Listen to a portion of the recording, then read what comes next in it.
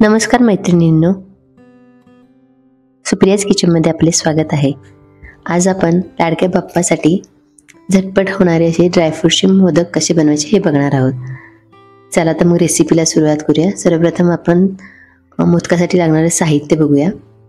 इथे मी 20 ते 25 बदाम घेतलेले आहेत, 20 ते 25 काजू घेतलेले आहेत, 20 ते 25 पिस्ते घेतलेले आहेत आणि 20 ते 25 खारीक घेतलेले आहेत।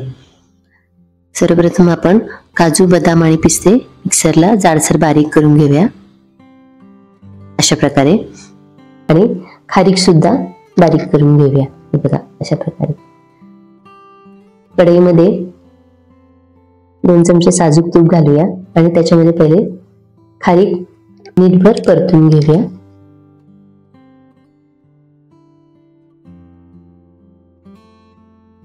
हे मोदक आपले शुगर फ्री आहेत, किंवा गूळ सुद्धा घालायची आपल्याला गरज नाही, कारण आपण याच्यामध्ये खारीक घातलेली, खारकीमुळे एक गोडवा त्याला येतो, त्यामुळे काही घालायची गरज नाही।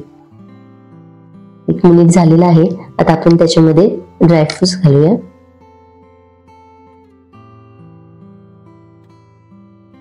आणि 1 मिनिटभर हे मिश्रण वेलची पूड घालून 1 मिनिटभर हे मिश्रण आपण एकजीव करून घेऊया।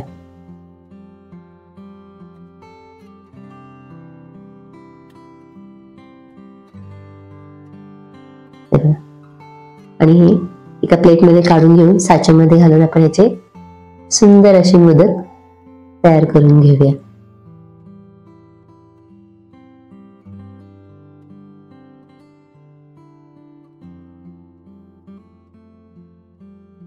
बघा मस्त असे आपले झटपट अगदी 10 ते 15 मिनिटात तयार होणारे आपले हे ड्रायफ्रूट मोदक तयार झालेले आहेत।